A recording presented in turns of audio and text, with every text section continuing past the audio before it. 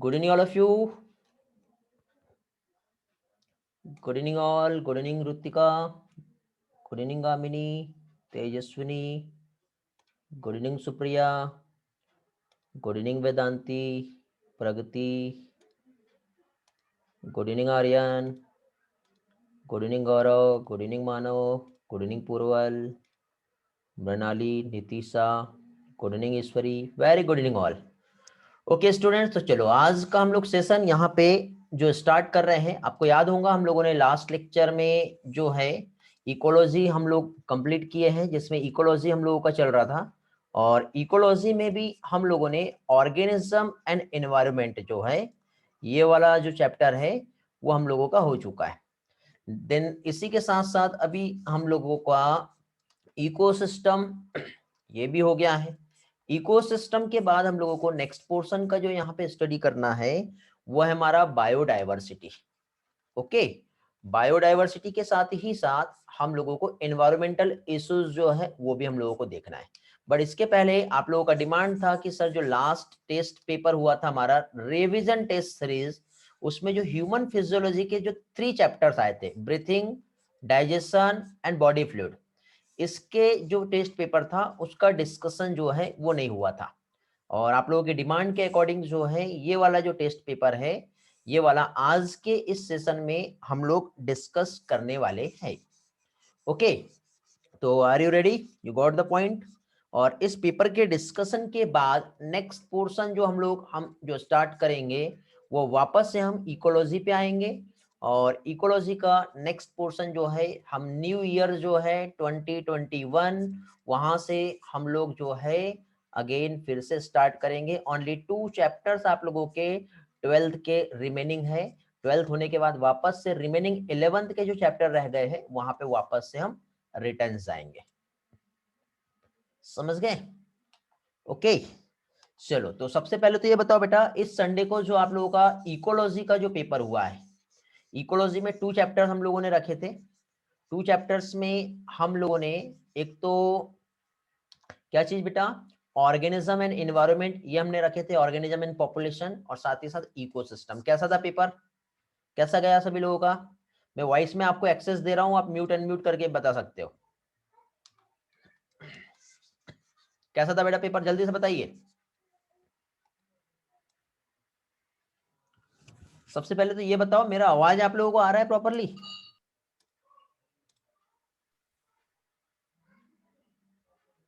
मुझे आप लोगों का आवाज नहीं आ रहा। चलो चैट में रिस्पांस मिल रहे हैं आप लोगों के, ऑल इज क्लियर। ओके, तो रिस्पांस में quickly, how was your last test paper? Attempt किए हो, दिए हो या नहीं दिए हो? ईश्वरी के पास सिस्टम का प्रॉब्लम हो गया था, टेलीग्राम पे स्क्रीनशॉट भेजा। एक्चुअली बेटा मैं 2 से 3 दिनों के लिए थोड़ा बिजी था, तो मैंने किसी के भी मैसेज नहीं देखे हैं और ना ही मैंने रिस्पांस दिया हूं।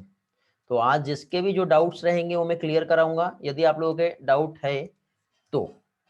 ओके, और नहीं है तो फाइनली जो है हम लोग क्या चीज नेक्स्ट इसमें क्लास में नेक्स्ट पोर्शन देखेंगे। पेपर अच्छा था, वेरी गुड बेटा, मजा आया होगा सॉल्व करने में। मानव का डाउट है कंफ्यूजिंग था पेपर। चलो बढ़िया। तो चलो, यदि पेपर में डाउट है आपके, और मैक्सिमम स्टूडेंट का प्रॉब्लम आता है, मैक्सिमम डाउट आते हैं, तो हम लोग क्लास में डिस्कस करेंगे।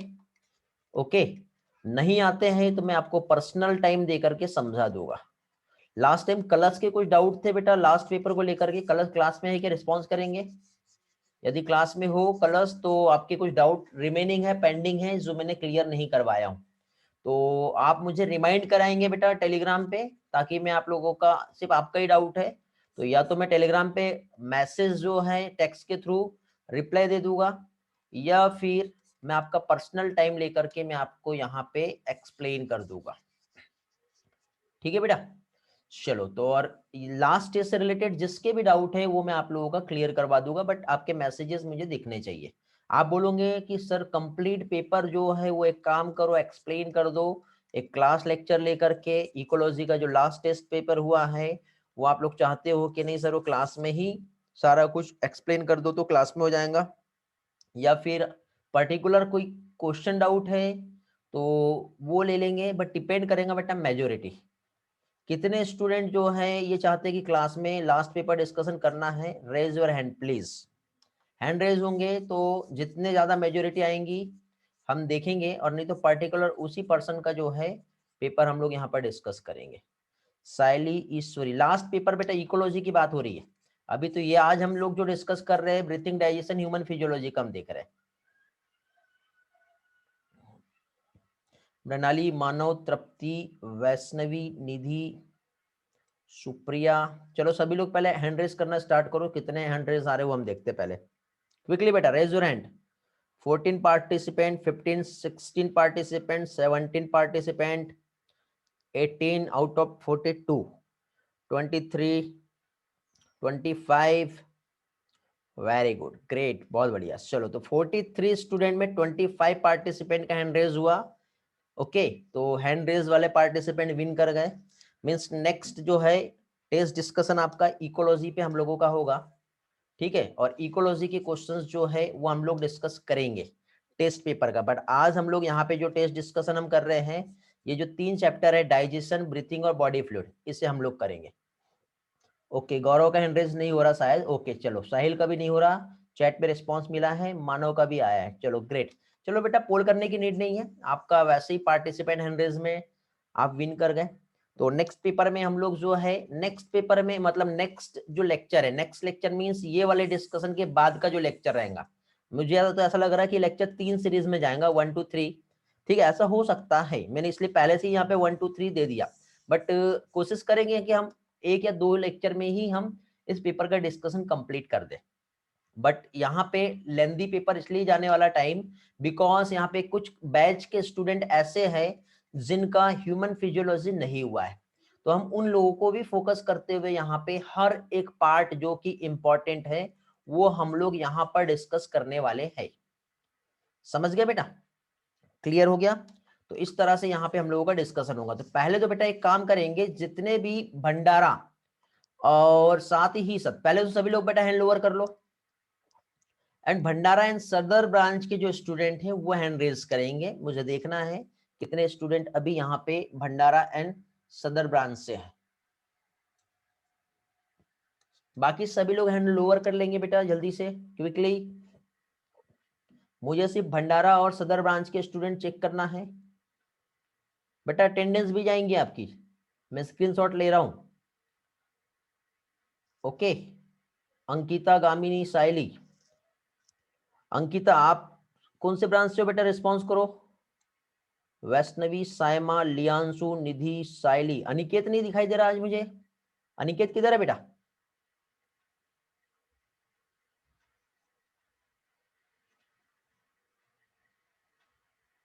पता नहीं, चलो कुछ लोगों के चैट में भी मैसेजेस आए हुए हैं, ठीक है, हैंड रेज नहीं हो रहा। ग्रेट, चलो ओके। तो अभी आप लोग हैंड लोअर कर सकते हो। स्ट्रेंथ आज कम दिख रहा है मुझे वैसे भी। चलो तो विदाउट डिले किए आज का जो सेशन है हम लोग यहाँ पर स्टार्ट कर रहे हैं। और आज के इस सेशन में हम लोग यहाँ पर जो है हमारा आज का जो पेपर का जो डिस्कशन है वो हम देखेंगे। एक एक पार्ट लाइन टू लाइन हम कंसेप्ट को क्लियर करेंगे। तो देखिए बेटा, यहाँ पे जैसे कि फर्स्ट क्वेश्चन आप लोगों को यहाँ पे जो दिखाई दे रहा है, क्या दिया है यहाँ पर, इफ स्प्लीन, ठीक है, यदि ह्यूमन बॉडी से रिमूव कर दिया जाए, किसकी बात हो रही है, स्प्लीन की। और स्प्लीन को यदि रिमूव कर दिया जाता है तो क्या होगा, ठीक है। तो स्प्लीन का रोल क्या होता है, सबसे पहले तो हमें ये मालूम होना चाहिए, तब जाके ही हम उसका जो रिलेशन है वो हम समझ पाएंगे कि स्प्लीन के रिमूवल के बाद क्या होता है, हमारे बॉडी का रिस्पॉन्स क्या मिलेगा, ठीक है। साथ ही साथ बेटा आप लोग चैट में भी रिस्पॉन्स कर सकते हो, ठीक है, वेरी गुड। इसे ग्रेवयार्ड ऑफ आरबीसी कहते हैं। तो पर्सन का डेथ तो नहीं होगा, क्यों बेटा, क्योंकि स्प्लीन का जो रोल है, एक तो आरबीसी को स्टोर करके रखता है, इसलिए इसे ब्लड बैंक भी कहते हैं। पहली चीज क्या कहते हैं, इसे ब्लड बैंक जो है ये कहते हैं। सेकंड, यहाँ पे हम लोग देखेंगे तो साथ ही साथ आरबीसी जो है डिस्ट्रॉय भी यहीं पे होती है, इसलिए इसे ग्रेवयार्ड ऑफ आरबीसी भी कहते हैं। क्या कहते हैं, ग्रेवयार्ड ऑफ आरबीसी। तो अब देखिए यहाँ पे पर्सन का डेथ नहीं होगा, क्यों, क्योंकि जो आरबीसी का लाइफ टाइम 120 डेज होता है, उस आरबीसी को डिस्ट्रॉय करना है तो स्प्लीन में पहुंच जाएगी, ठीक है, सारे आरबीसी डेथ नहीं होंगे, तो उसकी वजह से पर्सन का डेथ नहीं होगा, तो ये रिलेशन यहाँ पे नहीं बनता। Number of blood platelet, platelet का फॉर्मेशन स्प्लीन का रिलेशन ही नहीं है, तो नंबर ऑफ प्लेटलेट इंक्रीज भी और डिक्रीज भी, ये रिलेशन भी नहीं आएगा। Number of antibody will increase, तो एंटीबॉडी का प्रोडक्शन जो होता है बेटा, एंटीबॉडीज, ठीक है, ये बी सेल जो होती है, बी लिम्फोसाइट, यहां से फॉर्म होता है। और बी लिम्फोसाइट जो है बेटा बोन मैरो से प्रोड्यूस होती है, कहां से, बोन मैरो से प्रोड्यूस होती है। जब बोन मैरो से बी लिम्फोसाइट प्रोड्यूस होती है तो उसके बाद फिर वो क्या एंटीबॉडी बनाएगा, तो एंटीबॉडी का भी नंबर इंक्रीज या डिक्रीज, ये रिलेशन भी यहां पर नहीं आता। समझ में आ गया बेटा तीनों भी पॉइंट। तो इस तरह से फाइनली यदि हम देखें तो यहां पे हम क्या कंसीडर करेंगे अभी, कि there will be no effect the number of blood platelets. हाँ, ये ऑप्शन यहां पे मैच हो सकता है बेटा, कि ब्लड प्लेटलेट के नंबर पे कोई इफेक्ट नहीं होगा। थोड़ा सा कंफ्यूजिंग क्वेश्चन था, बट बहुत अच्छा क्वेश्चन था, ट्रिकी टाइप से था, लॉजिकल जो अप्रोच है आपकी कितनी अच्छी है, और साथ ही साथ मेमोरलाइज कितना अच्छा किया हुआ है आपका ये वाला पोर्शन, ये चेक करने के लिए इस क्वेश्चन को दिया हुआ था। और नीट में आजकल ऐसे ही क्वेश्चंस ज्यादा आ रहे हैं, इसलिए मैंने आप लोगों से टेस्ट में ये क्वेश्चन जो है ये सिलेक्ट किया था आप लोगों के लिए। नेक्स्ट क्वेश्चन यहाँ पे जो है ये कह रहा है कि क्या चीज बेटा, rate of conduction of impulse in the conduction pathway of heart is fastest in, okay. तो अब देखिए कंडक्शन सिस्टम सबसे फास्ट कहाँ होगा, तो पहली चीज तो कंडक्शन इंपल्स जो है, तो कंडक्शन पाथवे क्या होता है, सबसे पहले तो हमें ये समझना पड़ेगा, ठीक है। तो कंडक्शन पाथवे की हम बात करें तो देखिए बेटा, यहाँ पे एक सिंपल हम इस तरह से हार्ट का एक डायग्राम ड्रॉ करेंगे, ठीक है, या हमारा जो है इस तरह से हार्ट हो गया। हार्ट में जनरली 4 चैम्बर्स होते हैं, आपने पढ़े होंगे, और 4 चैम्बर्स में यदि हम देखें तो यहाँ पे 2 एट्रियम इस तरह से होता है, और ये 2 वेंट्रिकल इस तरह से होता है। तो 2 एट्रियम जो होता है, तो एट्रिया जो है जहाँ पे एक स्पेशल टाइप की सेल्स होती है बेटा यहाँ पर, ये वाली, जिसे S A node, cyano atrial node कहते हैं, जिसमें ये प्रोसेस होती है कि ये इलेक्ट्रिक इंपल्स को जनरेट कर सकता है। क्या कर सकता है ये, इलेक्ट्रिक इंपल्स जनरेट कर सकता है। जब इलेक्ट्रिक इंपल्स जब यहाँ पे जनरेट होंगे, तो जनरेट हुआ इलेक्ट्रिक इंपल्स यहाँ से पास होगा, पास होने के बाद जब इलेक्ट्रिक इंपल्स पास होता है तो एवी नोड के पास जाता है। एवी नोड ऐसे 2 ब्रांच में डिवाइड हो जाता है, जिसे बंडल ऑफ हीस कहते हैं, जो कि छोटे छोटे इस तरह से फाइबर में डिवाइड हो जाता है। तो अब हम यहाँ पे क्वेश्चन में हमको ये पूछा है कि सबसे फास्ट जो है इस ट्रैक में, क्या चीज सबसे फास्ट रूट जो है, सबसे फास्ट इंपल्स कहाँ पे पास होंगे, तो ऑब्वियसली बेटा ये जो छोटे छोटे फाइबर्स है, जब यहां से इंपल्स जब जाएंगे तो इसमें जो है पाथवे जो है वो क्या होगा, फास्ट होगा। तो rate of conduction of impulse conducting pathway में सबसे ज्यादा फास्टेस्ट किस में होगा ये पूछा है, तो इसका आंसर आता है बेटा Purkinje fibre. Got the answer, clear हो गया। इसके बाद next question, ventricular systole is due to the activity of. तो अब देखिए यहाँ पे वेंट्रिकुलर सिस्टोल की बात कही है, तो सिस्टोल मींस होता है बेटा कॉन्ट्रैक्ट करना। क्या चीज, सिस्टोल का मतलब होता है कॉन्ट्रैक्ट करना, और कॉन्ट्रेक्शन मींस किसका बेटा, वेंट्रिकल का। तो हम जानते हैं इस तरह से हार्ट के 4 चैम्बर्स हैं, 2 एट्रिया होता है जो कि अपर चैम्बर होता है, 2 वेंट्रिकल होता है जो कि लोअर चैम्बर होता है। तो वेंट्रिकल जब कॉन्ट्रैक्ट होगा तो यहाँ पे किसकी एक्टिविटी होंगी, तो हार्ट में जो वेंट्रिकल है ये क्या चीज है, इस चीज को ये रिप्रेजेंट करने के लिए बताया है। तो वेंट्रिकल की हम बात करें तो बेटा ये मसल्स होती है, और इस डिफरेंट टाइप के सेल्स मिलके आपस में जो फॉर्म करता है वो टिश्यू होता है। वो एक ऑर्गन नहीं है, वेंट्रिकल एक ऑर्गन सिस्टम नहीं है। ऑर्गन मींस जैसे कि हम एक स्टमक की हम बात करें या फिर हम एक लीवर की हम बात करें तो वो एक ऑर्गन हो जाता है। और इस तरह से स्टमक और लीवर का आपस में कोऑर्डिनेशन, या फिर इसमें हम स्प्लीन को भी ऐड कर लेते हैं तो इनका कोऑर्डिनेशन बनेगा, तब वहां पे ऑर्गन सिस्टम फॉर्म होता है। तो ये दोनों ऑप्शन तो यहाँ पे मैच नहीं करेंगे। एक अकेला सेल जो है रह के कुछ नहीं कर सकता, लेकिन हाँ सेल से बना हुआ एक जो बंच होता है जिसे हम टिश्यू कहते हैं, उससे वेंट्रिकुलर सिस्टोल होता है। क्योंकि वेंट्रिकल जो है वो कंप्लीट क्या कहलाएगा बेटा, एक हाँ नोडल टिश्यू होता है वो, समझ गए। तो इस तरह से यहाँ पे क्या आएगा बेटा, टिश्यू कहलाता है ये। नेक्स्ट क्वेश्चन पे आते हैं। देखिए बेटा ह्यूमन फिजियोलॉजी थोड़ा सा ट्रिकी है, इसलिए हम लोग सबसे पहले देखना, जनरली जो मेरी क्लास होती है तो मैं अपनी क्लास में सबसे पहले किसी भी बैच में ह्यूमन फिजियोलॉजी ही स्टार्ट करता हूँ। हमारा जो शुरुआत होता है वो ह्यूमन फिजियोलॉजी से ही होता है। और आप कभी भी देख लेना, कहीं पर भी देख लेना बेटा, क्या चीज, कहीं पर भी आप किसी भी बैच में या आप एलएन में चले जाओ या कोटा की कोई भी बड़ी से बड़ी कोचिंग में चले जाओ, ह्यूमन फिजियोलॉजी पे थोड़ा जोर दिया जाता है, क्योंकि यहाँ पे इसका वेटेज जो है ये भी काफी अच्छा है। साथ ही साथ यहाँ पे क्वेश्चंस जो बनते हैं वो काफी कंसेप्चुअल क्वेश्चंस बनते हैं। साथ ही साथ स्टूडेंट का इंटरेस्ट भी काफी अच्छा इसमें होता है, और काफी अच्छे यहाँ पे जो है क्या है इसकी इंपॉर्टेंस है। इसलिए इस टाइप के क्वेश्चंस आप कभी भी उठा के देख लीजिए, ऐसे ही मिलेंगे। ठीक है, 93 सबसे बढ़िया क्वेश्चन था। हाँ बेटा गौरव, 93 जो है क्वेश्चन जो है बहुत ही समझने वाला क्वेश्चन था। ठीक है, और आज के इस डिस्कशन में बेटा आप लोगों का एक एक पार्ट जो है ह्यूमन फिजियोलॉजी का वो बहुत अच्छे से क्लियर हो जाएगा। जिन लोगों का चैप्टर पढ़ के हुआ है वो भी, और जिनका नहीं हुआ उनको एक चीज समझ में आ जाएगी कि ह्यूमन फिजियोलॉजी को पढ़ना कैसे है।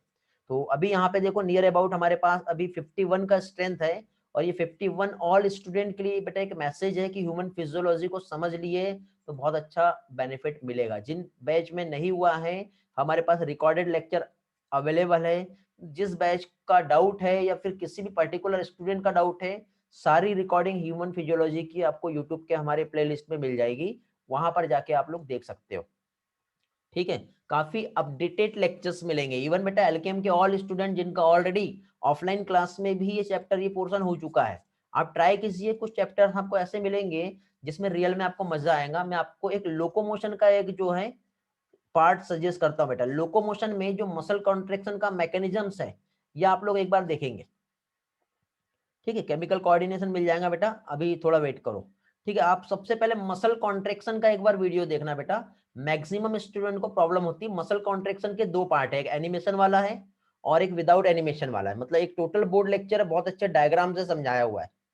ठीक है, लेक्चर नंबर अभी याद नहीं है, या तो मुझे मैसेज कर दो, मैं फॉरवर्ड कर दूंगा। आप directly mechanism of muscle contraction आगे एक्सचेंज लिख देना यूट्यूब पे, तो आपको directly mechanism of muscle contraction और एक्सचेंज के नाम पे आपको वीडियो मिल जाएगा। आई थिंक सेकंड थर्ड या फोर्थ के आसपास ही होगा। ठीक है, आप फॉरवर्ड करके देखोगे तो आपको डायरेक्टली समझ में आ जाएगा। एनिमेशन भी है उसमें, बहुत अच्छे पीपीटी स्लाइड की हेल्प से बहुत अच्छा उसमें डेटा भी आपको मिलेगा और बहुत सारी चीजें उसमें मिल जाएगी। ओके, चलो तो आगे बढ़ते हैं। एक काम करते हैं, पहले तो ये वाला पोर्शन हम इससे हटा देते हैं, टाइम लगेगा ऐसे इरेज करने में, स्ट्रोक इरेजर का यूज करते हैं। ओके, तो आगे बढ़ते हैं नेक्स्ट क्वेश्चन पे। ये वाला क्वेश्चन भी काफी अच्छा क्वेश्चन है बेटा। ठीक है, मेरी सारी कोशिश यही है कि आप लोगों का प्रैक्टिस बहुत अच्छे से होते रहे।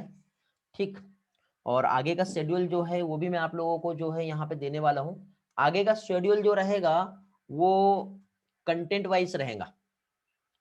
समझ रहे हो क्या बोल रहा हूँ मैं? नेक्स्ट रिवीजन शेड्यूल जो है आपका कंटेंट वाइज रहेगा। Content means topic. मैं आपको चैप्टर नहीं दूंगा, इतना लेंदी पोर्शन नहीं दूंगा। जैसे कि फॉर एग्जांपल मैं किसी चैप्टर से काउंटर करंट मैकेनिज्म उठा लूंगा, किसी चैप्टर से मैं आपका जैसे मैकेनिज्म ऑफ मसल कॉन्ट्रैक्शन उठा लूंगा, किसी चैप्टर से मैं स्पेशल पार्ट जैसे फीमेल रिप्रोडक्टिव सिस्टम का मेंस्ट्रुअल साइकिल उठा लूंगा, फिर किसी चैप्टर का जैसे कि मॉलिक्यूलर बायोलॉजी का एक पोर्शन होता है पैकेजिंग ऑफ डीएनए, ऐसा एक पैकेज बनेगा बेटा हमारा भी। ये कंप्लीट मिला के एक टेस्ट पेपर का पैकेज होगा। तो आपको कंप्लीट चैप्टर नहीं पढ़ना है, अब आपको ये पर्टिकुलर जो टॉपिक रहते हैं ना, ये डाउट वाले टॉपिक रहते हैं। ठीक है, ये ऐसे टॉपिक रहते हैं जिसमें मैक्सिमम क्वेश्चन आते हैं और स्टूडेंट को प्रॉब्लम होती है। ऐसे टॉपिक पे आप लोगों के टेस्ट रहेंगे नेक्स्ट वाले। समझ में आ गया? या फिर ऐसा हो सकता है कि स्टार्टिंग के 4 पेज एनसीईआरटी का या 2 पेज एनसीईआरटी का वो वाला मैं दे दूंगा। तो इस तरह से आप लोगों के रहने वाले। Okay, got the point?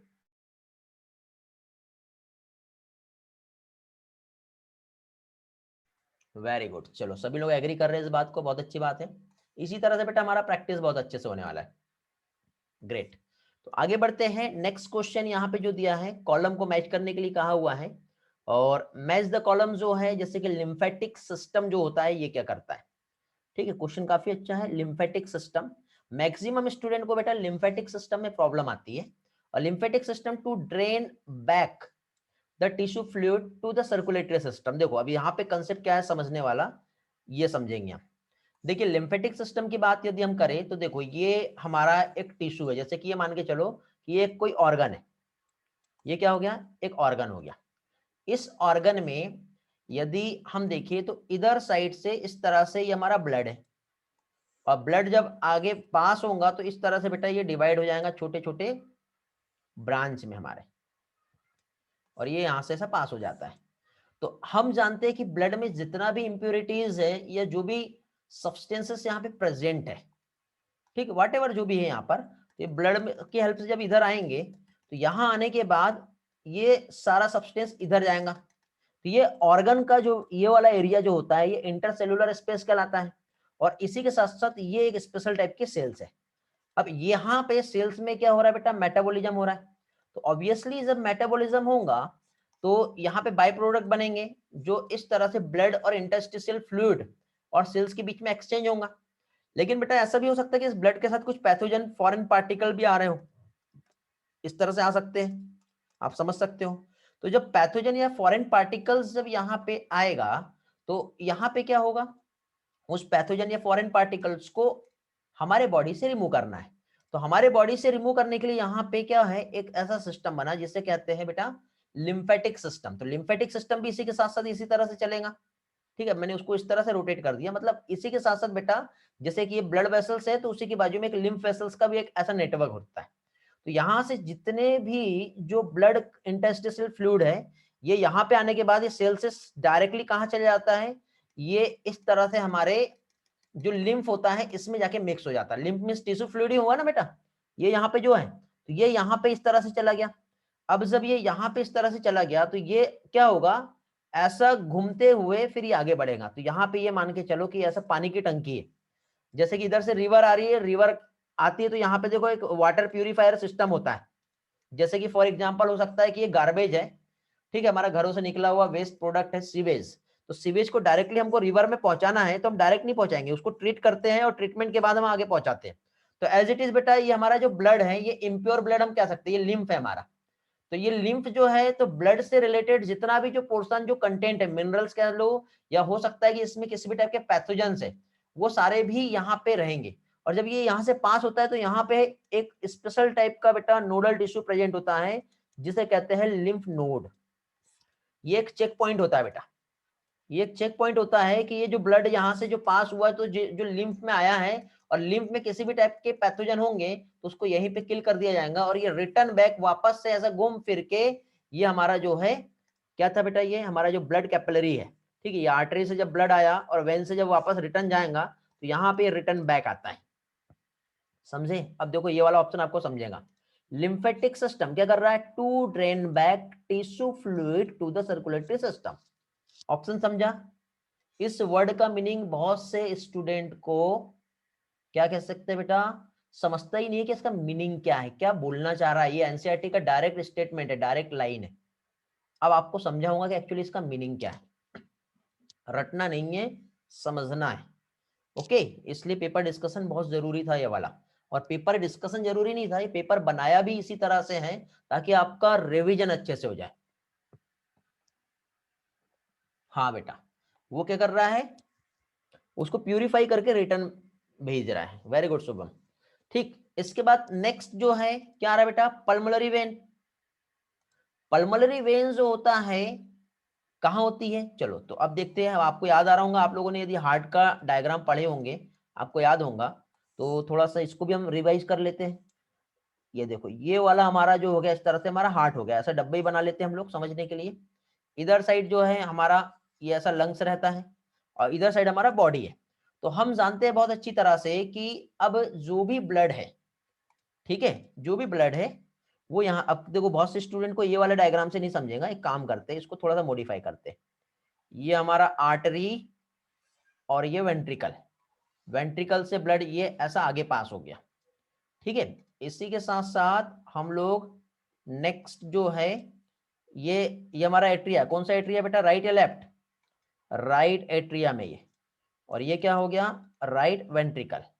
फिर इधर साइड हमारा ये ऐसा ये रहेगा, और ये इस तरह से आगे जाएगा। तो ये हमारा क्या हो गया बेटा, लेफ्ट एट्रियम, और ये हो गया लेफ्ट वेंट्रिकल।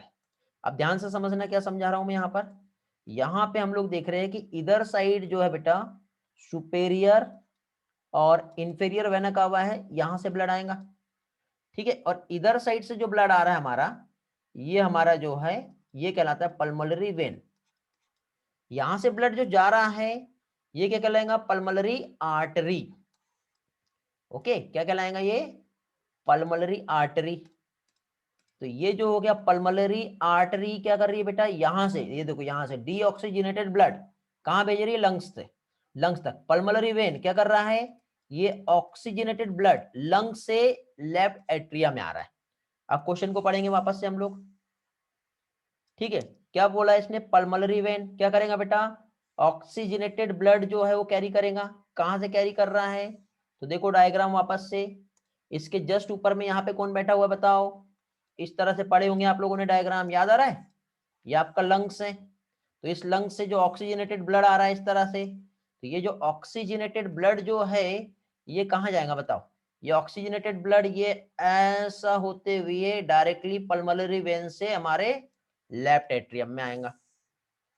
समझ में आ गया। तो ये वाला जो डायग्राम है आपका, ये वाला इस तरह से आपके दो ऑप्शन मैच हो गए, बी का 1 हो जाएगा, समझे। फिर इसके बाद नेक्स्ट आपका जो दिया हुआ है क्या चाहिए बेटा, thrombocyte. Thrombocyte means blood platelet, और प्लेटलेट का काम क्या है, ब्लड को क्लॉट करना।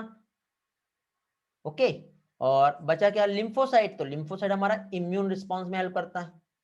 कैसे लिम्फोसाइट इम्यून रिस्पॉन्स में हेल्प करता है बेटा, तो आपने पढ़े होंगे बी लिम्फोसाइट और टी लिम्फोसाइट। बी सेल जो है एंटीबॉडी बनाएगा, टी सेल में 4 टी सेल होता है, T killer cell, T suppressor cell, T cytotoxic cell, और ये सभी के सभी मिलके बेटा टी मेमोरी सेल, सभी के सभी मिलके क्या करता है, अपने इम्यून सिस्टम को बूस्ट करता है, हेल्प करता है। तो इस तरह से इसका करेक्ट आंसर जो होगा कौन सा आ रहा है बेटा, A3। कौन सा है, A3 वाला ये है।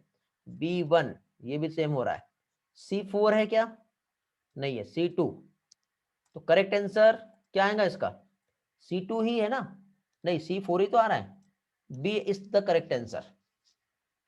ओके, क्लियर हो गया। अपने आंसर चेक करना बेटा, एक एक क्वेश्चन के साथ एक एक आंसर नोट करके रखो। शायद आप लोगों का इस बार के टेस्ट में, ये वाला जो टेस्ट पेपर हुआ था, इसमें आपकी मार्किंग या स्कोरिंग में प्रॉब्लम आई थी। तो यहाँ पे कितना प्लस हो रहा है आप मुझे प्रूफ के साथ भेजना, और कौन से क्वेश्चन में आपको गड़बड़ मिला है वो आप मुझे बताना।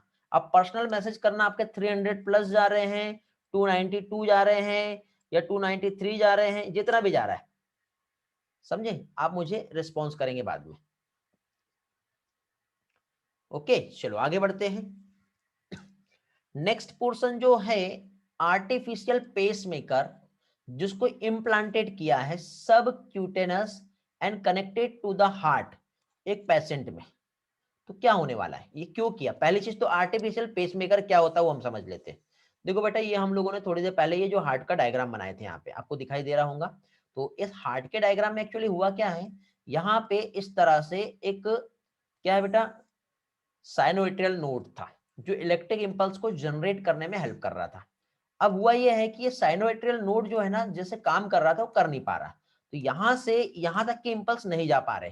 तो हम क्या करेंगे, इसी का एक सप्लीमेंट सर्जरी करके एक आर्टिफिशियल पेसमेकर इस एरिया के सराउंडिंग में यहाँ पे हम लोग ऐड कर देते हैं, जो बैटरी से बना होता है, समझे। तो अब आर्टिफिशियल पेसमेकर हम लोगों ने यहाँ पे क्या किए बेटा, ऐड कर दिए हैं। तो अभी देखिए किधर गया क्वेश्चन, कौन सा था, हाँ 95 देख रहे थे ना हम लोग। तो देखिए आर्टिफिशियल पेसमेकर जो है इम्प्लांटेड किया है सबक्यूटेनस, ओके, पर्सन में। तो क्या करेगा बेटा, ये हैविंग 90% ब्लॉकेज इन 3 main coronary artery. Coronary artery का कोई भी रिलेशन यहाँ पे नहीं बनता।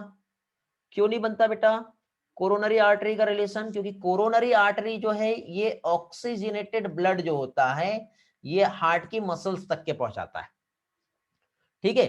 इसकी वजह से ब्लड प्रेशर एकदम से हाई हो सकता है क्या, having a very high blood pressure. चलो हो सकता है, यदि मान लो आर्टिफिशियल पेसमेकर बहुत तेजी से काम करे तो ब्लड की पंपिंग और फ्लो को बढ़ा सकता है। चलो एक ऑप्शन इसको हम रखते हैं, बट क्वेश्चन मार्क लगाते हैं। With irregular in the heart rhythm, ठीक है, और last is suffering from arteriosclerosis. अब बताइए यहां पे करेक्ट ऑप्शन क्या बनेगा इस क्वेश्चन का?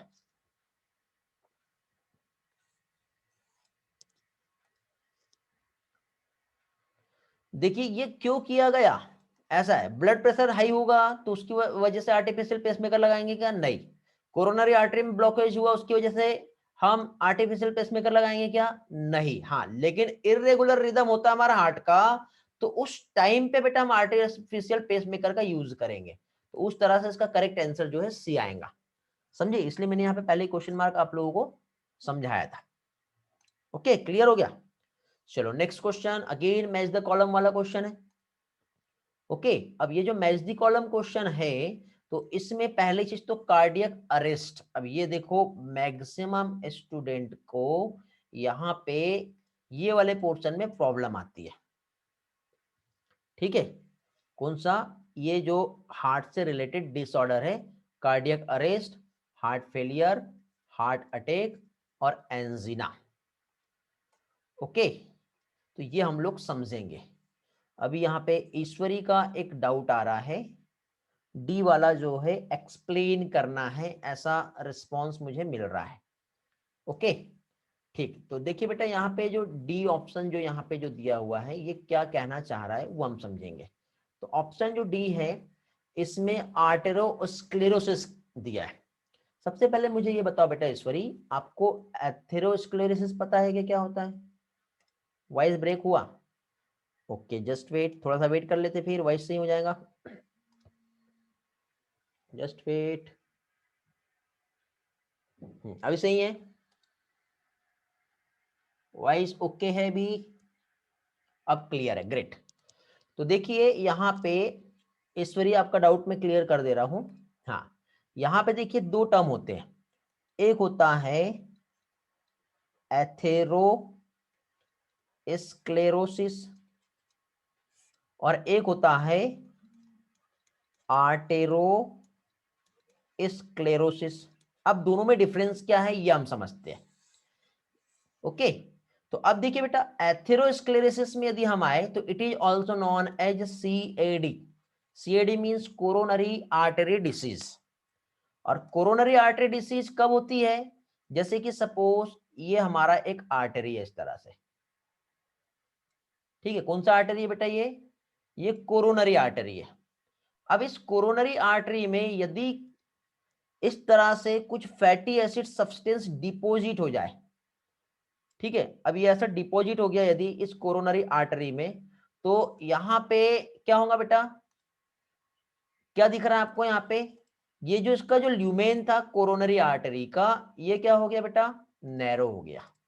नैरो होने की वजह से ब्लड का सप्लाई यहां से यदि होगा तो ये प्रॉपरली नहीं हो पाएगा, इसको फोर्सफुली, क्योंकि इतना ही यहाँ पे ल्यूमेन है। पहले ल्यूमेन देखो इतना बड़ा था, बट अभी क्या है वहां पे डिपॉजिट हो गए कुछ सब्सटेंस, तो ल्यूमेन जो है वो नैरो हो गया।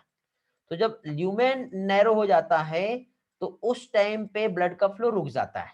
तो इस टर्म को हम लोग सीएडी भी कहते हैं, it is also known as atherosclerosis. But arteriosclerosis में क्या होता है, ये जो कोरोनरी आर्टरी है, ये यहाँ पे जो लिखा हुआ है, ये कोरोनरी आर्टरी का यहाँ पे क्या हो जाएगा? हार्डनिंग हो जाएगा। क्या हो जाएगा यहाँ पे? हार्डनिंग।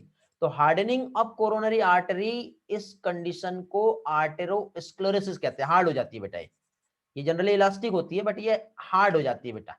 तो हार्डनिंग ऑफ कोरोनरी आर्टरी ये कहलाती है आर्टेरोस्क्लेरोसिस। ये बैक्टीरियल इन्फेक्शन की वजह से ये जनरली देखने को मिलता है। You got the point Ishwari? Great. अब देखो cardiac arrest, heart failure, heart attack और एंजिना, इतने सारे टर्म्स हम लोगों को समझना है। तो ये सारे टर्म्स हम लोग एक डिसीज को सिंपल टर्म में समझते हैं। सबसे पहले मैं यहाँ पे आप लोगों को हार्ट अटैक जो होता है क्या होता है ये समझा रहा हूं, ठीक है?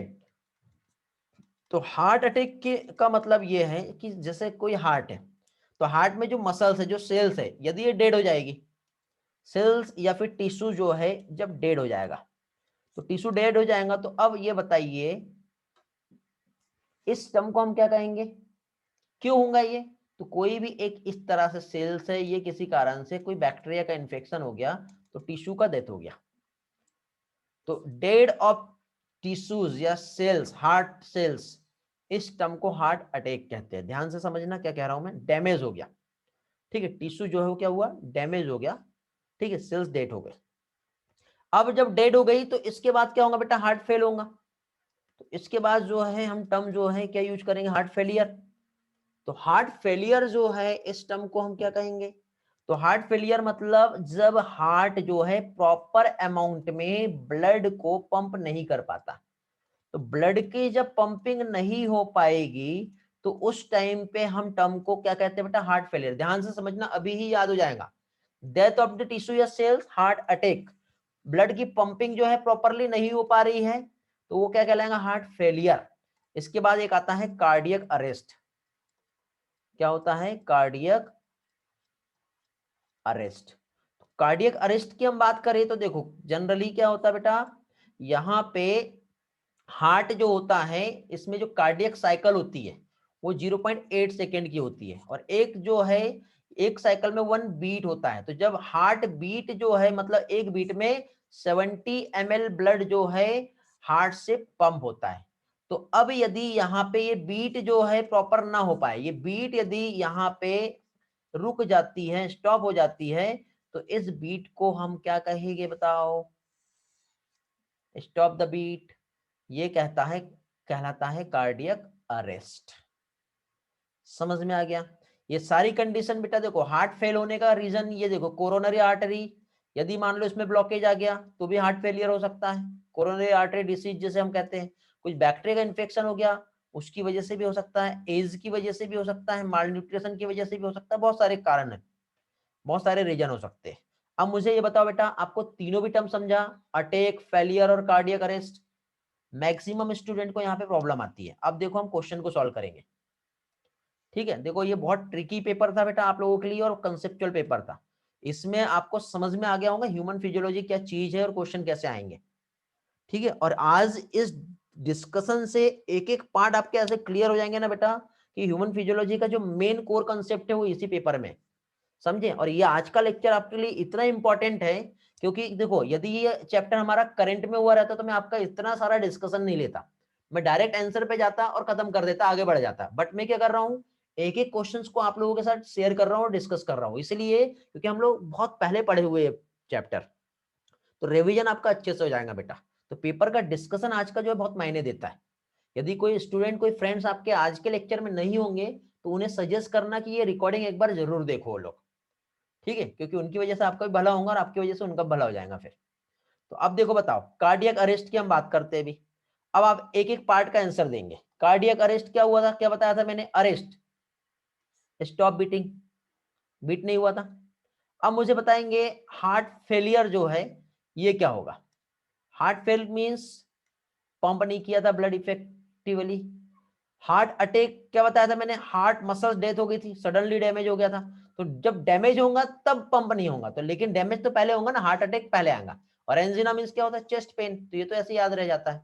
बट जनरली ये तीन टर्म जो है, तीन टर्म इसमें प्रॉब्लम आती है, लास्ट वाले में नहीं आती है। अब आपको ये चीज कभी भूलोगे नहीं बेटा, अच्छे से याद हो गया होगा, ठीक है। नहीं हुआ होगा तो एक बार रिकॉर्डिंग फिर से देख लेना, ठीक है।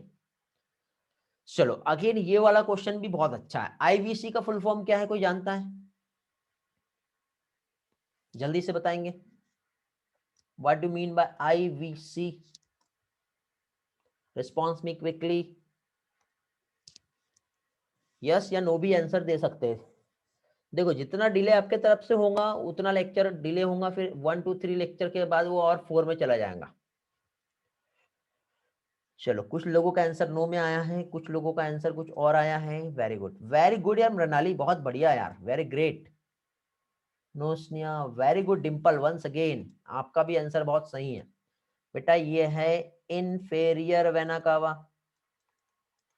यार आप लोग ना पेपर होने के बाद ना एनालाइज नहीं करते रखता बहुत से लोग, बाकी बाद में बहुत सारे लोगों के आंसर आए, तृप्ति का भी आया, आर्यन का भी आया।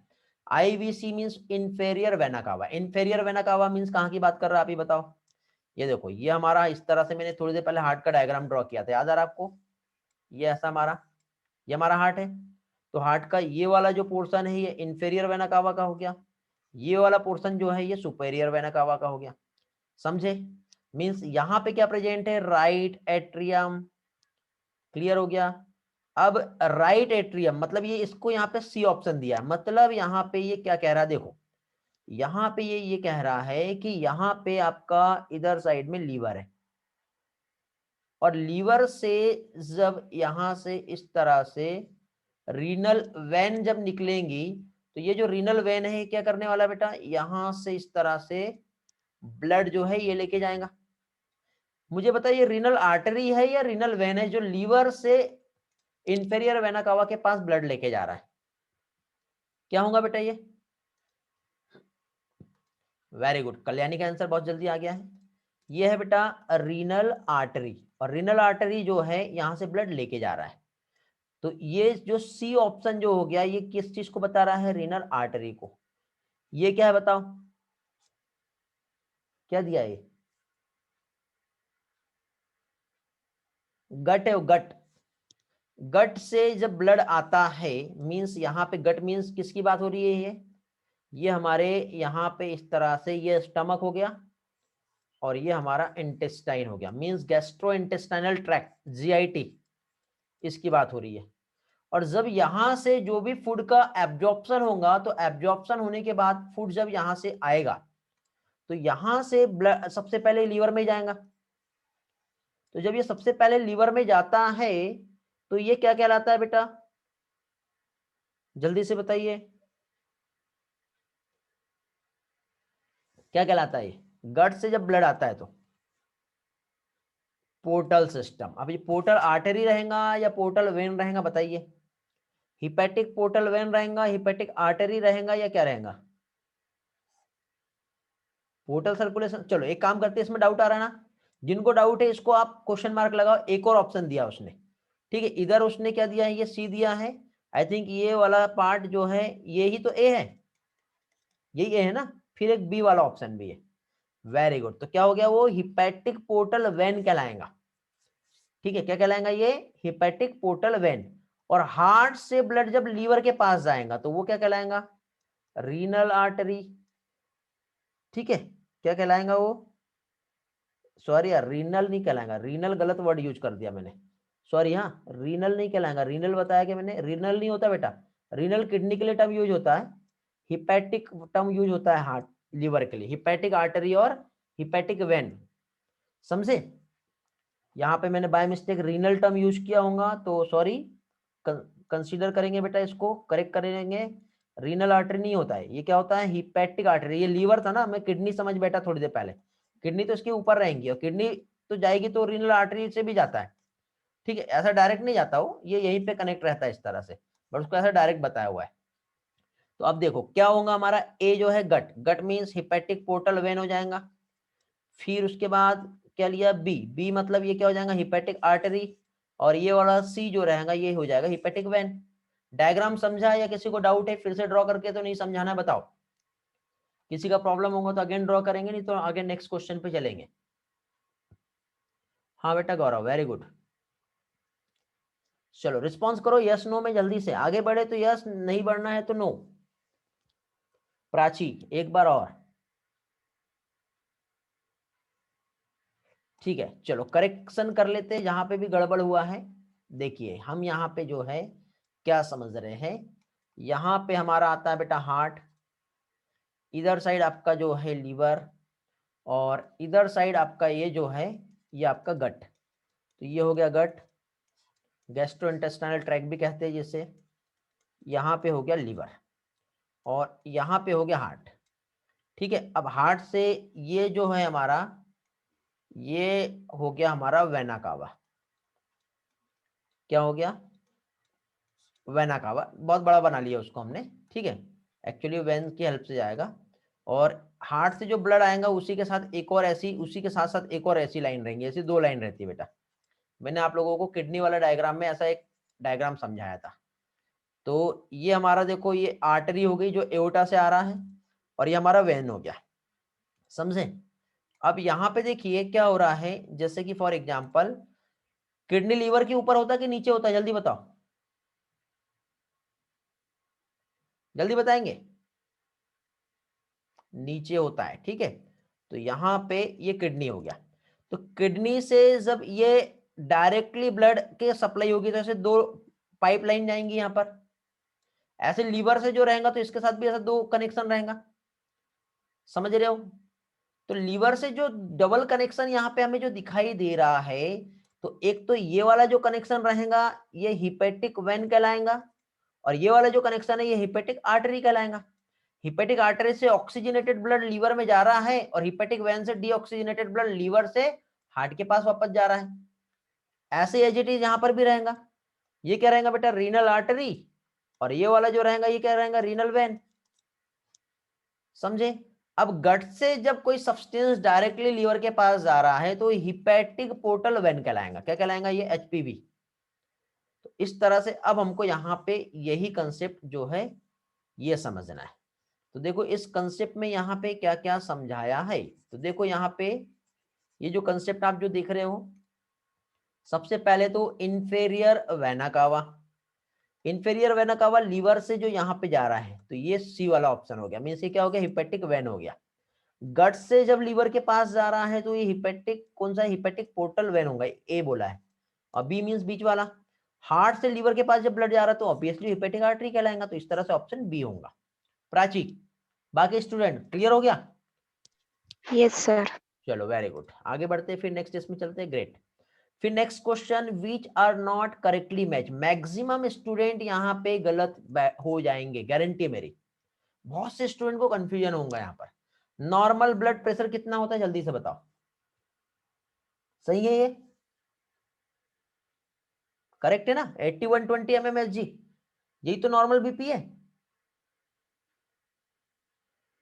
Hello, are you agree. Very good, उल्टा है। ग्रेट। 8120 नहीं होता बेटा, सिस्टोल एंड डायस्टोल हम यूज करते हैं। तो सिस्टोल जो होता है वो कितना होगा, 120, और डायस्टोल होता है 80। मींस यहाँ पे इसको ट्विस्ट कर दिया है, और मैक्सिमम स्टूडेंट इस क्वेश्चन में गलती करेंगे ही करेंगे, गारंटी है मेरी। लेकिन अभी आपका प्रैक्टिस हो गया, अब आपसे गलती नहीं होगी, अब आपको समझाइए, ठीक है। लेकिन उस टाइम पे आपको कंफ्यूजन हुआ होगा और मैक्सिमम स्टूडेंट यहाँ पे गड़बड़ किए ही होंगे। हुई ना गलती, हाँ वेरी गुड। लेकिन आंसर देखने के बाद अभी आप इसका आंसर मुझे सही दे रहे होंगे, जिसने पेपर का एनालिसिस कर लिया होगा। ठीक, तो ये छोटी छोटी मिस्टेक है बेटा। हमको ऐसा लगता है कि हम पेपर बहुत सही सॉल्व करके आए, लेकिन एग्जाम में ऐसा ही हो जाता है। और ये जो प्रैक्टिस और पेपर डिस्कशन, अब तो हमारा सिलेबस हो गया बेटा।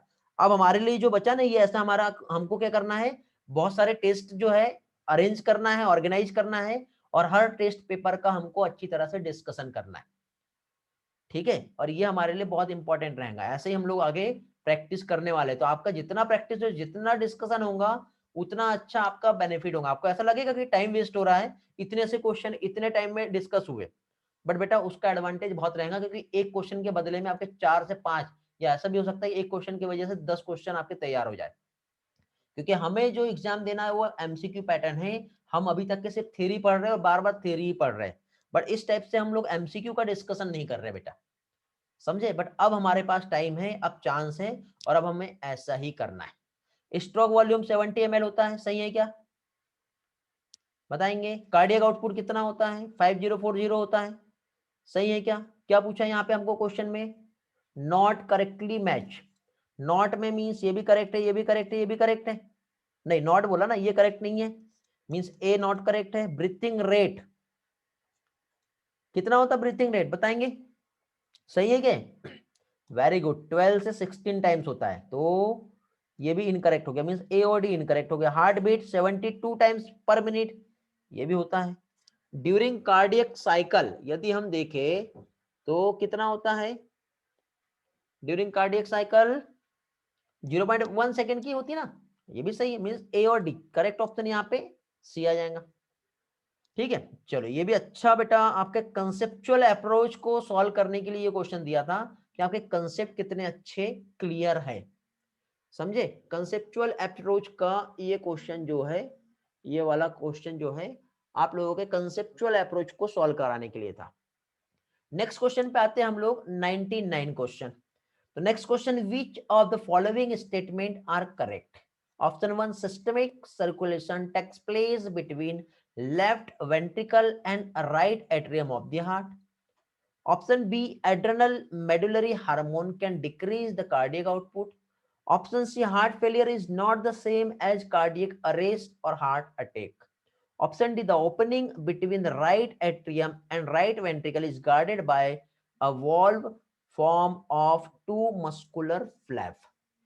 Okay, तो अभी यहाँ पे देखिए ये सारा जो यहाँ पे हम देख रहे हैं, तो इसमें अब आप ही आंसर दीजिए बेटा, इसका क्या आंसर आएगा बताइए। क्या दिया बेटा? Question number 99। एक एक क्वेश्चन एक्सप्लेनेशन भी मुझे चाहिए, करेक्ट स्टेटमेंट आपको बताना है। Systemic circulation left ventricle right atrium. Systemic circulation में सबसे पहले हमें डबल सर्कुलेशन क्या होता है ये समझना पड़ेगा। तो देखिए बेटा, हाँ क्या चीज, सबसे पहले हमें डबल सर्कुलेशन क्या होता है ये समझना पड़ेगा। तो एक डबल सर्कुलेशन का यहाँ पे रिवीजन हो जाएगा हम लोगों का। ओके, तो डबल सर्कुलेशन में दो टाइप होते हैं बेटा, एक सिस्टमिक होता है और दूसरा पल्मोनरी होता है। पल्मोनरी मींस जैसे कि हमारा ये हमारा लंग्स हो गया, ओके, उसके बाद ये हमारा हार्ट हो गया। तो हार्ट से लंग्स और लंग्स से हार्ट, इसके बीच में जब सर्कुलेशन होगा तो इसे पल्मोनरी सर्कुलेशन कहते हैं। सिस्टमिक मींस हार्ट, हार्ट से हमारा बॉडी और बॉडी से वापस हमारा हार्ट जब जाता है तो इस सर्कुलेशन को हम सिस्टमिक सर्कुलेशन कहते हैं। तो सिस्टमिक सर्कुलेशन कहां से जा रहा बताओ? ये वाला वेंट्रिकल है हमारा। कौन सा वेंट्रिकल है बेटा? ये लेफ्ट वेंट्रिकल है। लेफ्ट वेंट्रिकल से हमारे बॉडी के पास जाएगा और हमारा राइट एट्रियम में वापस आएगा। मींस लेफ्ट वेंट्रिकल से कहां पे? Right atrium. अब देखो मेरा मार्कर पेन जो है लैग करने लगा है, ठीक है, लैगिंग की वजह से जो होता है प्रॉपरली क्या होता है बेटा, राइटिंग में प्रॉब्लम आ जाती है, ड्राइंग में प्रॉब्लम हो जाता है। ठीक है, क्या हुआ? गलत हो गया क्या? किसका माइक ऑन हो गया बेटा? हेलो, कौन है ये? दिव्या, जानसू, माइक ऑफ करो, मैं क्लास से बाहर कर दूंगा फिर।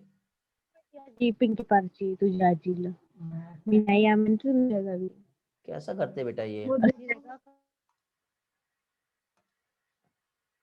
मैंने रिमूव कर दिया उसको, ठीक है।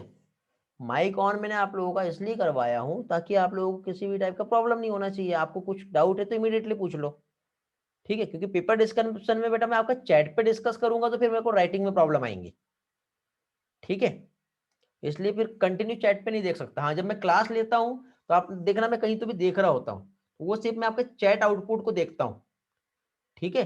तो उससे क्या होता है कि मैं दोनों चीज कवर कर लेता हूँ। लेकिन यहाँ पे मुझे ड्राइंग करना है, कुछ चीज समझाना है, तो फिर मैं चैट पे भी देखूंगा और ड्राइंग भी करूंगा, तो दोनों चीज पॉसिबल नहीं है।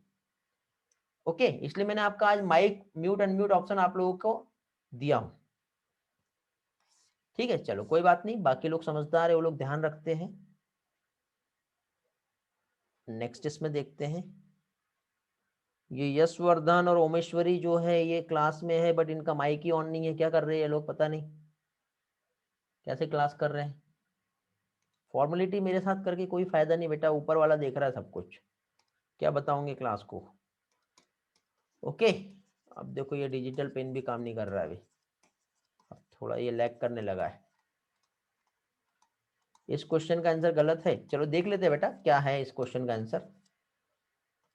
Okay, systemic circulation takes place between left ventricle and right atrium of the heart. सही है क्या बेटा? ये ऑप्शन तो सही है, left ventricle and right atrium of the heart पे हो रहा है, ठीक है। अब यार ये इससे क्या हो गया, जस्ट वेट बेटा। हाँ, अब देखो ये मार्कर चलेगा ना, तो मुझे मालूम था एक साथ चलेगा। नहीं नहीं, रीज्वाइन का प्रॉब्लम नहीं है बेटा, एक्चुअली ये अपना जो राइटिंग टूल जहाँ पे यूज कर रहे हैं ना हम, उसका प्रॉब्लम है। वो सॉफ्टवेयर ना जूम के साथ सपोर्ट नहीं कर रहा है मेरे पीसी में, ठीक है, इसलिए थोड़ा सा प्रॉब्लम होता है और राइटिंग में भी प्रॉब्लम आने लग जाती है। ये देखो इधर कितना गंदा हुआ। चलो तो देखिए फर्स्ट ऑप्शन यहाँ पे जो था, ठीक है, क्या है? Systemic circulation takes place between left ventricle and right atrium of the heart. ये तो सही है। क्या बोला है? कितने स्टेटमेंट यहां पर करेक्ट है? ओके। फिर adrenal medullary hormone can decrease the cardiac output. देखो अब ये क्या होता है? Adrenal medullary hormone, adrenal medullary hormone means, देखो ये इतना बढ़िया सा गंदा सा डायग्राम आपका, किडनी, किडनी की टोपी जो है क्या है बेटा? Adrenal gland. एड्रेनल ग्लैंड के दो टाइप, एक तो एड्रेनल कॉर्टेक्स और दूसरा क्या होता है बेटा? Adrenal medulla. एड्रेनल कॉर्टेक्स से एक हार्मोन सीक्रेट होता है जिसे कहते हैं एल्डोस्टेरॉन। क्या कहते हैं? एल्डोस्टेरॉन, जो क्या करता है बेटा? सोडियम और वाटर के रीअब्जॉर्प्शन को इंक्रीज करता है। फिर एड्रेनल मेडुला से दो हार्मोन सीक्रेट होते हैं जिसे क्या कहते हैं? इपिनेफ्रिन और norepinephrine. It is also known as adrenaline और नॉरएड्रेनलिन। और ये दोनों हार्मोन को क्या कहते हैं बेटा? Emergency hormone. क्या कहते हैं इसे? Emergency hormone. और इमरजेंसी हार्मोन क्या करते हैं बताओ? कार्डियक आउटपुट को बढ़ाएंगे या कम करेंगे? जल्दी से बताएंगे, अब आपको समझ में आ जाएगा। सडनली आपने कहीं एक्सीडेंट देख लिए, सडनली आपके जहां बैठे एकदम से किसी ने आपके बाजू में आके एक फटाका ब्लास्ट कर दिया, बम ब्लास्ट कर दिया, क्या होगा? इमरजेंसी हार्मोन सीक्रेट होगा बेटा, कार्डियक आउटपुट बढ़ेगा, ब्रीथिंग रेट फास्ट हो जाएंगी। यहां पे क्या बोला बताओ? Decrease the cardiac output. क्या सही है कि ये ऑप्शन? नहीं है ना? Very good. तो ये रॉन्ग है, ये वाला करेक्ट है। क्या पूछा है? Correct. Next, heart failure is not the same as cardiac arrest और हार्ट अटैक। क्या सही है ये ऑप्शन? हेलो? नहीं है, है नहीं है, है। नेक्स्ट क्वेश्चन पहले देखते, फिर वापस से इस ऑप्शन पे फिर से आएंगे। ओके, देखिए, the opening between the right atrium and right ventricle. देखो हमारा ये हार्ट था इस तरह से, किधर की बात हो रही है? राइट एट्रियम और राइट वेंट्रिकल। इसकी ओपनिंग जो यहाँ पे होती है जिसको क्या कहते हैं बेटा? Tricuspid valve. और इधर साइड जो ओपनिंग होती है इसको क्या कहते हैं? Bicuspid valve. बाइकस्पिड वॉल्व को ही मिट्रल वॉल्व भी कहते हैं, पढ़े हम लोगों ने, समझे? तो यहाँ पे राइट एट्रियम और वेंट्रिकल की हम बात कर रहे हैं, जहां पे एक वॉल्व होती है जो फॉर्म होता है टू मस्कुलर फ्लैप। टू आएगा क्या बताओ? टू आएगा या थ्री आएगा? हेलो? टू कहां से आएगा बेटा? थ्री आएगा। इसने टू बोल दिया तो ये भी स्टेटमेंट करेक्ट नहीं है। समझ में आ गया? अब हमारे वापस से आते हैं। Heart failure is not the same as cardiac arrest और हार्ट अटैक। करेक्ट पूछा है? नहीं है ना बेटा? हार्ट फेलियर, थोड़ी देर पहले मैंने आपको समझाया था कि हार्ट फेलियर मींस पंपिंग, ठीक है, जो उसके सेम नहीं है। Heart attack means death of the tissue, NCERT की लाइन नहीं है। कार्डियक अरेस्ट, बीट, ये ऑप्शन भी सही है। तो करेक्ट स्टेटमेंट कितने होंगे बताओ? क्या आएगा इसका करेक्ट? इसका करेक्ट आंसर ए आएगा। Two statement are the correct. समझे गौरव? इसमें कुछ करेक्शन था क्या आपके इसमें? गौरव, बाकी लोग, क्या करेक्शन था बेटा इसमें? वॉइस में एक्सेस है बेटा? नहीं दिया क्या मैंने? अच्छा, बंद कर दिया। ओके, ये लो, आप हैंड रेस करो, मैं वॉइस एक्सेस दे दूंगा। अच्छा, सी दिया था उसका आंसर, ठीक है बेटा, कोई बात नहीं। ये लो करेक्ट। सर, हाँ बेटा। हेलो सर, वहाँ पे विच ऑफ द फॉलोइंग स्टेटमेंट पूछा है, हाउ मेनी स्टेटमेंट्स नहीं पूछा है वहाँ पे। उसके ऑप्शन या तो पूरे गलत है, और सर वो क्वेश्चन ऐसा है कि मैंने उसका पहला पढ़ा। हाँ बोलो, फिर से म्यूट हो गया क्या बेटा? हाँ अभी बोलो। हेलो सर, हाँ हाँ बोलो। उसका सर पहला वाला ही ऑप्शन सही है, और विच पूछा है तो कोई भी तो वन वन ऑप्शन ही लगाएगा ना, उसका B option. Are correct sir बोला उसके है। ऑप्शन कंफ्यूजिंग है सर पूरे। हाँ ऑप्शन कंफ्यूजिंग है। देखिए अब यहाँ पे दो और ऑप्शन बनते हैं बेटा, ऐसे सर विच क्वेश्चन। पूछा है, अगर हाउ होता ना तो उसका ऑप्शन बी होता, बराबर है। पर हाँ विच पूछा है तो उसका ऑप्शन कोई बैठता ही नहीं है। हाँ, देखो मैं आपकी बात को एग्री कर रहा हूं, विच पूछा है, सही है, यहाँ पे हाउ होना चाहिए। अब मान लो बाई हाँ। चांस यही क्वेश्चन हमें एग्जाम में आ गया है, तो इस विच के साथ उसने नीचे यहाँ पे 2 1 3 ये दिया है, तो हम इस ऑप्शन के अकॉर्डिंग हम मार्किंग नहीं करेंगे, हम इस ऑप्शन के अकॉर्डिंग मार्किंग करेंगे। और इस ऑप्शन के अकॉर्डिंग जब मार्किंग करेंगे तो हमें यहाँ पे 2 ऑप्शन करेक्ट दिख रहे हैं यहाँ पे, तब हमको ऐसा कंसीडर करना पड़ेगा क्योंकि ऑप्शन यहाँ पे नीचे दिए हैं। समझ गए? तो ऐसी गलती नहीं करना, बाई चांस आ गया तो, ऐसा तो आएगा नहीं वैसे, बट बाई चांस आ गया तो इस तरह से इस लॉजिक क्वेश्चन से हमें फ्रेम ही क्वेश्चन सॉल्व गलत है, करना पड़ेगा। क्योंकि हाउ मेनी पूछता या फिर विच ऑफ द फॉलोइंग वो ऑप्शन ही दूसरे देता। हाँ हाँ, मैं समझ गया ना बेटा, हो सकता है बाई चांस ऐसा आ गया तो उस सिचुएशन में हमें क्या करना है, वो गलत हो गया। वो गलत हो गया, या तो बोनस होगा, या तो उसको छेड़ो मत, या फिर छेड़ दो, क्योंकि छेड़ना नहीं तो आपको लॉस हो जाएगा बेटा, छेड़ना ही है। इस क्वेश्चन को आप सॉल्व करके आएंगे, चाहे नेगेटिव रहे या पॉजिटिव रहे, ऐसे क्वेश्चन को सॉल्व करके आना है। जो सॉल्व करेगा उसको बोनस मार्क मिलेंगे, जो सॉल्व नहीं करेगा उसको कुछ भी नहीं मिलेगा। समझ गए? सर इसका फिर अभी आप आंसर क्या दे रहे हैं? इसका आंसर बी है 2 ना, बी स्टेटमेंट या ए? करेक्ट है। देखो यहाँ पे हाउ के अकॉर्डिंग 2 स्टेटमेंट करेक्ट है, हम इस वाले ऑप्शन पे जा रहे हैं, ये वाला, इसका ऑप्शन ए आएगा। Okay sir. ठीक है, इसे बोनस नहीं कर रहा हूं मैं, इसे ए दे रहा हूं क्योंकि यहाँ पे 2 ऑप्शन करेक्ट है और यहाँ पे भी 2 इसमें लिखा हुआ है। ओके, चलो आगे बढ़ते हैं, नेक्स्ट क्वेश्चन पे आएंगे अभी हम लोग।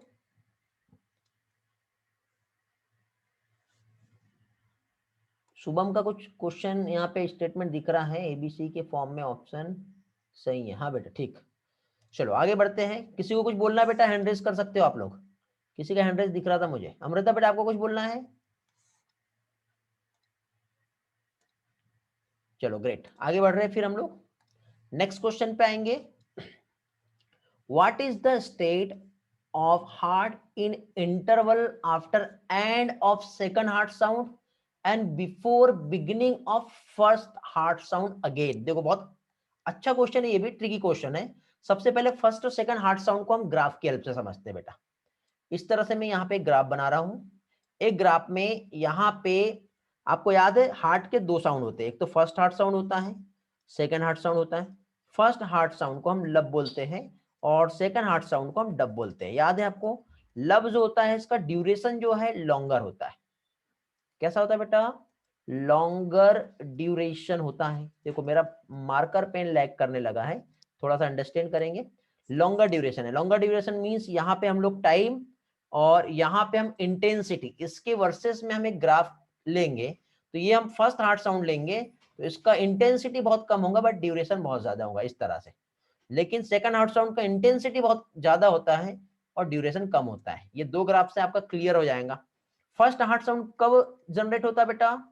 जब बाइकस्पिड और ट्राइकस्पिड वॉल्व क्लोज होती है तब। सेकंड हार्ट साउंड कब जनरेट होता है? जब सेमीलुनर वॉल्व क्लोज होंगी तब। और जब सेमीलुनर वॉल्व क्लोज कब हो रही है बेटा? जब वेंट्रिकल पंप करके रिलैक्स हो रहा है उस टाइम पे। ठीक है, और बाइकस्पिड और ट्राइकस्पिड वॉल्व कब क्लोज हो रही है? जब वेंट्रिकल कॉन्ट्रैक्ट करेगा, मींस वेंट्रिकल सिस्टोल जब रहेगा उस टाइम पे बाइकस्पिड ट्राइकस्पिड वॉल्व क्लोज होती है, तब यहाँ पे फर्स्ट हार्ट साउंड जनरेट होता है। इतना पार्ट समझ में आ गया ना बेटा सभी लोगों को? चलो तो अब क्वेश्चन पढ़ते हैं क्या दिया हुआ है।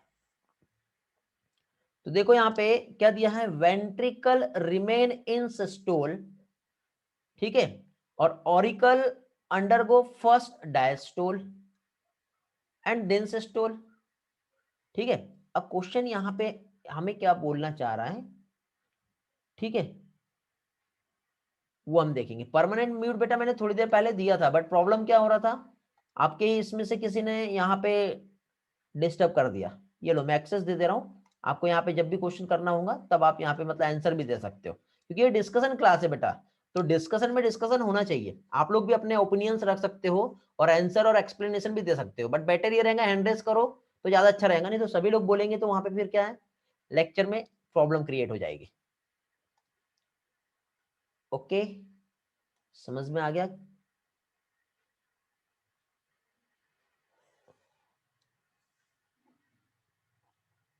हाँ, तो हम लोग यहाँ पे जो कंसेप्ट समझ रहे थे बेटा, इस कंसेप्ट में क्या देख रहे हैं हम लोग कि व्हाट, हाँ पहले क्वेश्चन समझो बेटा क्या पूछा है, फिर से वापस से क्वेश्चन पे आ रहे हैं हम लोग।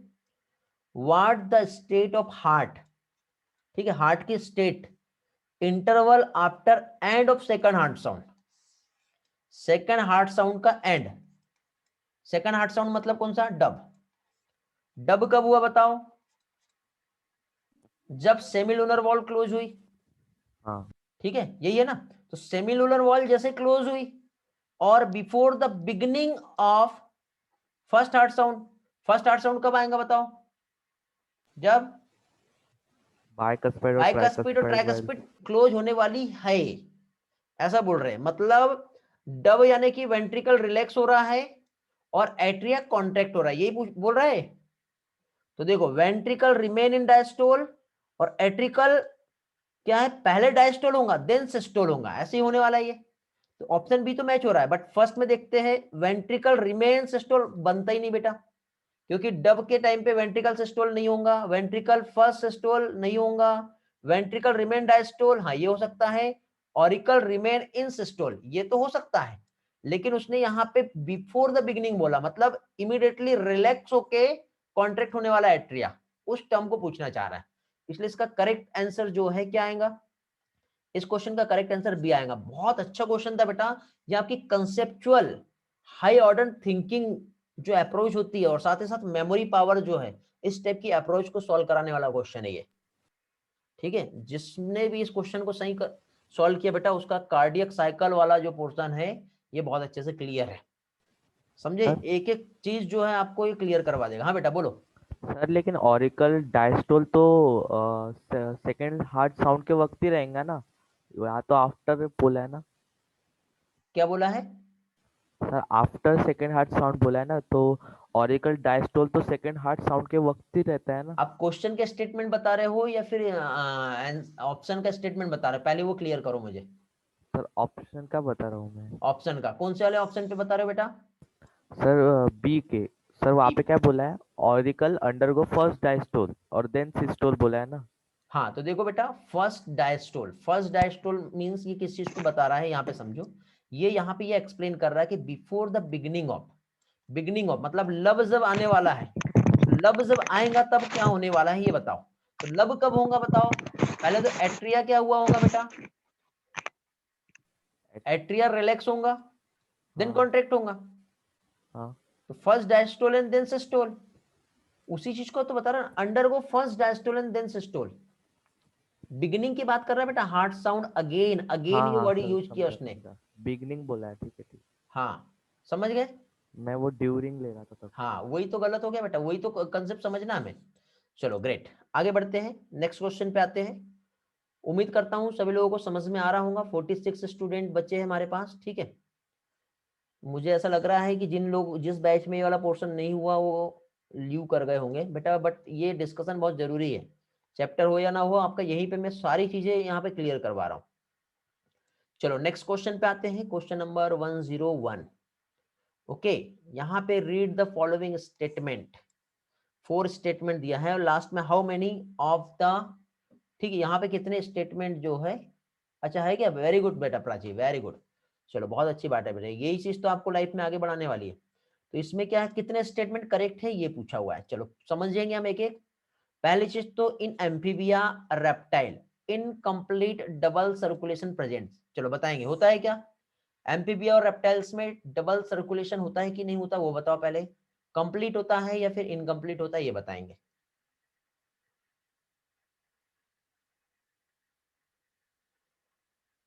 डबल नहीं होता, क्यों नहीं होगा, प्रेजेंट होता है, नहीं होता है। चलो इसको क्वेश्चन मार्क करते, थोड़ी देर के बाद वापस इसी ऑप्शन पे आएंगे क्योंकि मिक्स टाइप के आंसर मिले मुझे, ठीक है। तब तक सोच लो बेटा, arthropoda and Mollusca open circulatory system present होता है क्या, यस होता है, वेरी गुड। यस सर होता है। ऑर्थोपोड्स और मोलस्का की यदि हम बात करें तो यहाँ पे ओपन सर्कुलेटरी सिस्टम होता है, ये करेक्ट है। ज्वाइंट डायस्टोल स्टेट सेमिलुलर वॉल और क्लोज, ज्वाइंट डायस्टोल सारी चीजें रिलैक्स स्टेट में रहेगी और रिलैक्स स्टेट में रहेंगी तो ऑब्वियसली बेटा सेमिलुलर वॉल तो क्लोज रहने वाली है, सही है या गलत है पहले बताओ, सही है सर। सही है, सही है। मींस ये वाला और ये Yes, वाला sir, ऑप्शन सही तो है। सही है। क्या सही बोला है। इसने, रॉन्ग पूछा, हमें रॉन्ग कंसीडर करना है ना। Again, hepatic portal vein carry blood from intestine to the kidney. Wrong है। हिपैटिक पोर्टल वेन गलत नहीं है। होता बेटा, किडनी तक के इंटेस्टाइन से जो सर्कुलेशन होता है वो तो लीवर में जाता है, किडनी पे तो आएगा ही नहीं, यहाँ पे लीवर आना चाहिए। Yes. हिपैटिक पोर्टल वेन सही है। किडनी की जब बात करेंगे तो वहां पे हम रीनल की बात करेंगे, ठीक है, समझे? Okay, Yes, sir. Yes, तो sir. ये वाला स्टेटमेंट क्या हो गया, ये Wrong. रॉन्ग हो गया। तो एक स्टेटमेंट तो रॉन्ग है। अब हम आते हैं फर्स्ट इस पे, ठीक है। तो एम्फीबिया और रेप्टाइल्स की हम बात करें तो एम्फीबिया और रेप्टाइल्स जो होता है इसमें इनकम्प्लीट डबल सर्कुलेशन। किसी को इसका डाउट होगा तो मैं इसकी स्लाइड जो है वो शेयर करके समझाऊंगा, ठीक है, क्लियर करेंगे।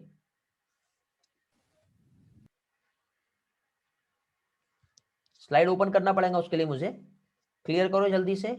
कुछ प्रॉब्लम है यदि इस पोर्शन में तो मैं आपके साथ इसका डेटा शेयर करता हूं डबल सर्कुलेशन से रिलेटेड। हाँ, मिक्स ब्लड होता है। अच्छा, यही बता दूं, चलो जस्ट वेट, मैं स्लाइड ओपन कर लेता हूं, ठीक है। और आप लोगों को ये वाला जो डेटा है, क्योंकि स्लाइड से क्या है आपकी कंसेप्ट जो है डायग्रामेटिकली जो रहा तो वो अच्छे से क्लियर हो जाएगा, ठीक है।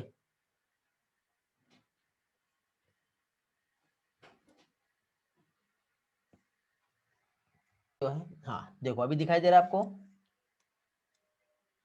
वॉइस भी आ रहा है, स्लाइड दिख रही है बेटा, एक फ्लो चार्ट है, इसमें ड्राइंग भी किया हुआ है मैंने पहले से। देखिए यहाँ पे हम लोग क्या देख रहे हैं, सबसे पहले तो ब्लड सर्कुलेशन हम देख रहे थे और वर्टिब्रेट के हार्ट, ये वाला पार्ट बेटा चाहो तो आप स्क्रीनशॉट लेके भी रख सकते हो। पहली चीज तो यहाँ पे चैम्बर की हम बात करें तो फीस में बेटा 2 चैम्बर होते हैं, और 2 चैम्बर की हम बात करें तो देखो आपको यहाँ पे ये जो डायग्राम दिख रहा है ऑब्वियसली एक एट्रिया और एक वेंट्रिकल ही रहेगा। एम्फीबियंस में हम देखेंगे तो देखो इस तरह से 2 एट्रिया हो जाएगा और 1 वेंट्रिकल हो जाएगा, मींस 3 चैम्बर हो गया, दिखाई दे रहा है। उसी की तरह से साथ ही साथ रेप्टाइल्स की हम बात करें तो रेप्टाइल्स में आपको 3 चैम्बर्स रहेंगे as it is similar. Crocodile में बेटा इनकम्प्लीट 4 होता है, बाकी एव्स और मैमल में कंप्लीट 4 चैम्बर्स होते हैं। तो एट्रिया और वेंट्रिकल कितने कितने होते हैं यहाँ पे भी आपको दिख रहा है। तो देखो सिंगल सर्कुलेशन फीस में होगा, इधर से आएगा डायरेक्टली पास हो जाएगा। लेकिन देखो एम्फीबियंस और रेप्टाइल्स में इनकम्प्लीट डबल सर्कुलेशन होता है। क्यों होता है? क्योंकि ये दोनों भी ब्लड यहीं पे आकर मिक्स होते हैं, ऑक्सीजनेटेड और डीऑक्सीजनेटेड, और फिर वो क्या होता है फाइनली पास होते हैं। लेकिन क्रोकोडाइल, एव्स और मैमल्स में हम देखें तो ये होता है double circulation. You got the point? समझ में आ गया बेटा? तो ये इस तरह से Yes, यहाँ sir. पे ये होता है। मैं इसी का एक डायग्राम शेयर कर रहा हूँ, देखो इस डायग्राम में आपको क्लियर हो जाएगा। देखो पाइसेस में यहाँ पे जो है डायरेक्टली ब्लड जो है इस तरह से ये साइनसस वेनसस कहलाता है, और ये ऐसा ब्लड जो है पास हो जाएगा। फीस में आप देखोगे बेटा या जैसे ये इस तरह से होता है। एम्फीबियंस में आप देखो जैसे थोड़ी देर पहले मैंने समझाया, यही चीज आप रेप्टाइल्स में देखो तो थोड़ा सा डेवलप तो हो गया ब्लड हमारा वेंट्रिकल, लेकिन फिर भी यहाँ पे देखो क्रोकोडाइल को छोड़ के, इसलिए इसको भी इनकम्प्लीट में रखा हुआ है। और फाइनली यहाँ पे बर्ड्स और मैमल्स कंप्लीट वेंट्रिकल डेवलप हो गया, तो ऑक्सीजनेटेड और डीऑक्सीजनेटेड ब्लड आपस में मिक्स नहीं होता है, तो उसकी वजह से यहाँ पे ये कंप्लीट में आ जाता है। अब ये वाले जो स्लाइड मैंने आप लोगों के साथ शेयर किया, इसमें आपके एक एक कंसेप्ट जो है बहुत अच्छी तरह से क्लियर हो जाएंगे, ठीक है। अभी हम आगे अपने नेक्स्ट पोर्शन जो है उस पे अभी हम कंटिन्यू करेंगे, ठीक है बेटा? समझ में आ गया? क्लियर हो Yes, गया sir. सब लोगों को? सारे पॉइंट्स क्लियर हो गए? Yes. चलो वेरी गुड। किधर गया अपना, वापस से स्लाइड पे आते हैं हम लोग। तो अब इस तरह से अब आप ही बताइए मुझे, एम्फीबिया ये यहाँ पे ऊपर दिख रहा होगा आपको, ठीक है।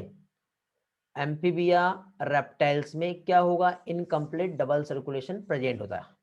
ये पॉइंट सही है, क्योंकि हमें मालूम है क्रोकोडाइल, मैमल्स, ओके ये देखे ना अभी हमने थोड़ी देर पहले, क्रोकोडाइल, मैमल्स और कौन थे?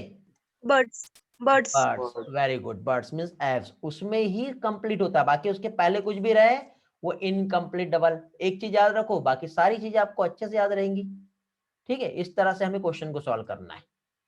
ठीक, तो ये वाला भी करेक्ट हो गया। तो अब हमें क्या पूछा था, रॉन्ग स्टेटमेंट, तो सिर्फ एक ही रॉन्ग स्टेटमेंट आया यहाँ पर, समझे बेटा। तो इस तरह से हम लोगों ने यहाँ पे क्वेश्चन डिस्कस किए। भी क्लास है कि इसके बाद आपका? यस सर है। तो फिर आगे का पोर्शन नेक्स्ट लेक्चर में ही कंटिन्यू कर पाएंगे हम लोग। तो यस ओके, आप लोग भी पेपर एनालिसिस करके आइए इसी तरह से। तो 102 से जो है हम लोग फिर नेक्स्ट लेक्चर मीन्स फ्राइडे को हमारा शायद क्लास है ना। कल इवनिंग का आप लोगों का क्लास नहीं है, मुझे ऐसा मैसेज आया शायद। आप लोगों को आ गया क्या? नहीं सर। नहीं आया, तो शायद कल इवनिंग में हमारा क्लास नहीं होगा। तो नेक्स्ट हम लोगों का ये वाला जो पोर्शन है ये फ्राइडे पे जाएगा। फिर कल क्लास होता है तो कल ही हम लोग ये कंटिन्यू करेंगे, बट पॉसिबिलिटी कल इवनिंग की क्लास की कम ही है। मॉर्निंग तो होगा आप लोगों का, बट इवनिंग का तो शायद 102 ले लो ना, हो क्या जाएगा चीज? 5 मिनट में। वो रिलेटेड है। ट्राई करते हैं बेटा, ठीक है। ऑफिस से हाँ यदि सर। कुछ वर्क ना रहे तो कल इवनिंग में हम लोग अपना क्लास रख लेंगे। मैं आपको मैसेज जो है ग्रुप में शेयर कर दूंगा यदि पॉसिबल हुआ तो, ठीक है। और नहीं हुआ तो फिर ये पेपर डिस्कशन हम लोग संडे भी कंटिन्यू करेंगे बेटा। इस संडे को भी हम एक्स्ट्रा लेक्चर रख लेंगे फिर, ओके। क्योंकि जरूरी है, क्योंकि पेपर डिस्कशन में ये वाला हमारा पेपर डिस्कस करना है, इकोलॉजी का भी पेपर हम लोगों को डिस्कस करना है, साथ ही साथ सिलेबस वाला पोर्शन भी हमें कंटिन्यू करना है। तो पेपर डिस्कशन हम लोग संडे और एक्स्ट्रा क्लास में रख के कर लेंगे, और जो हमारा रेगुलर क्लास है उसमें सिलेबस को कंटिन्यू कर लेंगे, ठीक है बेटा। Yes sir. तो 102 से हम नेक्स्ट क्लास में कंटिन्यू करते हैं। जो आपके फ्रेंड्स नहीं है उन्हें आप ये इन्फॉर्मेशन पहुंचा दो कि पेपर सर डिस्कशन जो है जरूरी है और क्लास कंटिन्यू करें। हाँ बेटा बोलो। सर 102 ले लो, वो मतलब पिछले क्वेश्चन से ही रिलेटेड है, जल्दी हो जाएगा अपना। 102 कार्डियक साइकिल का रिलेटेड है, हाँ चलो ले लेते हैं, जल्दी हो जाएगा। लेकिन स्टेटमेंट बहुत सारे दिख रहे हैं, चलो ठीक है देख लेते हैं। 102 देख लेते हैं। गौरव का डिमांड है तो सभी लोगों का भी जो है सपोर्ट मिलेगा ही। क्या बोला बेटा, which statement is correct with regarding to the cardiac cycle. ठीक है, कार्डियक साइकिल के रिगार्डिंग, अभी कार्डियक साइकिल हम लोगों ने पढ़े हैं तो इजीली आपको समझ में आ जाएगा। तो ऑप्शन क्या बोला यहाँ पे, करेक्ट पूछा है इसने, ओके। तो the pause between the end of second heart sound and beginning of first heart sound, ठीक है, कोइंसाइड्स विथ वेंट्रिकल डायस्टोल। क्या ऐसा होता है क्या? हाँ सर। क्या ये होता है? यहाँ पे करेक्ट कहा है तो देखो, एक पॉज बोला, एक इंटरवल, कहाँ का, end of second heart sound. Second heart sound means what, dub, and beginning of first heart sound means लब। जब डब एंड हुआ और लव जब स्टार्ट हो रहा है, लब स्टार्ट कब होगा बेटा, जब बाइकस्पिड और ट्राइकस्पिड वॉल्व क्लोज होंगी, क्लोज हो गया। ठीक है। तो ऑब्वियसली उस टाइम पे वेंट्रिकल डायस्टोल होगा। हाँ उसके बीच का इंटरवल पूछ रहा, मतलब वेंट्रिकल रिलैक्स हो रहा है, सही बात है। हाँ। वेंट्रिकल कॉन्ट्रैक्ट नहीं हो रहा ना, वेंट्रिकल रिलैक्स हो रहा है। और तब तो सर जॉइंट डायस्टोल भी रहेगा ना। क्या चीज? हाँ, जॉइंट joint हाँ, डायस्टोल भी उसे diastole रहेगा ना। ज्वाइंट डायस्टोल कह सकते हैं। तो अभी यहाँ पे समझ लेते हैं हम लोग। देखो मैं डायग्रामेटिकली समझा रहा हूँ, यहाँ पे इस तरह से हम डायग्राम समझेंगे। क्या बोल रहा है बेटा, जब वेंट्रिकल, जब डब हो रहा है मतलब वेंट्रिकल इस तरह से रिलैक्स होगा, ऐसे ही होगा। लेकिन जब ये कौन सा, वेंट्रिकल रिलैक्स हो रहा मींस डब हो रहा है। लेकिन लब कब होगा, जब वेंट्रिकल कॉन्ट्रैक्ट होने वाला रहेगा। लेकिन उसके पहले का स्टेट ये पूछ रहा है, बिगिनिंग बोला है इसने, बिगिनिंग।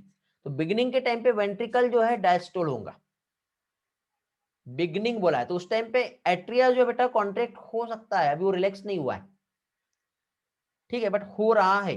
चलो आगे का स्टेटमेंट में भी आते हैं हम लोग। During ventricle systole atrio ventricular valve open, open होगा क्या बेटा, एवी वॉल्व ओपन रहेंगी क्या जब वेंट्रिकल नहीं, कॉन्ट्रैक्ट करेगा? नहीं सर, जब ये नहीं। वरना ब्लड कॉन्ट्रैक्ट कर रहा है वापस तो आएगा। ऑब्वियसली ये बाइकस्पिड और ट्राइकस्पिड वॉल्व को क्लोज होना पड़ेगा। ओपन बोल के उसने गलत कर दिया, तो ये स्टेटमेंट तो यहीं पे क्या हो गया, रॉन्ग हो गया। तो इससे हम रॉन्ग कहते हैं। Form the atria nearly 70% of blood flow into the ventricle during the atrial systole. होता है क्या? गलत है। गलत है, वो बढ़ा देता, ऑलरेडी पहले हो रहा है लेकिन उसके बाद और बढ़ रहा है बेटा, तो ये स्टेटमेंट भी रॉन्ग हो गया। 130 ml ब्लड आता है तो 70% नहीं होगा। फिर उसके बाद first heart sound longer duration का था, पहले हमने देखे ग्राफ, याद है थोड़ी देर पहले मैंने ये इस तरह से आपको बताया था, थोड़ी देर पहले ऐसा वाला। फर्स्ट हाँ जो है सर। लॉन्गर ड्यूरेशन है, तो यहाँ पे यही गलत कर दिया, तो इस तरह से स्टेटमेंट जो है ए वाला ही यहाँ पे जो है वो करेक्ट आंसर होगा। की का करेक्शन है इसमें। समझा बेटा सभी को? गौरव क्या बोले, मैं नहीं सर समझ पाया। आंसर की का करेक्शन है इसमें, आंसर ए डी दिया है इसका। डी दिया नहीं बेटा, इसका ए करेक्ट आंसर आएगा, डी नहीं आएगा। ओके, आप जो भी करेक्शन आ रहा है ना वो मार्क करते हुए चलो, लास्ट में अपन उस करेक्शन को कंसीडर करके फिर से आपका जो रिजल्ट है वो हम पब्लिश करेंगे, फिर देखते हैं किसका कितना आता है। कलश बेटा आप कहाँ थे बेटा?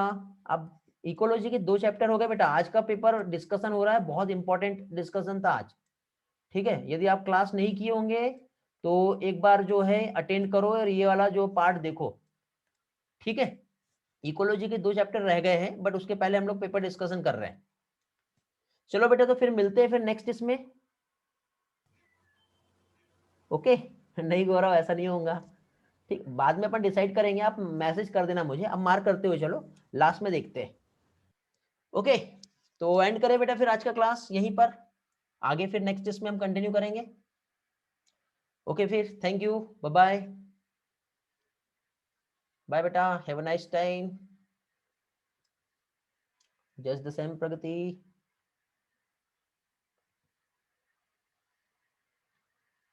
मैं आपको न्यू शेड्यूल जो है पोस्ट कर दूंगा, ओके, टॉपिक वाला, ताकि आप पहले से ही रेडी रहो।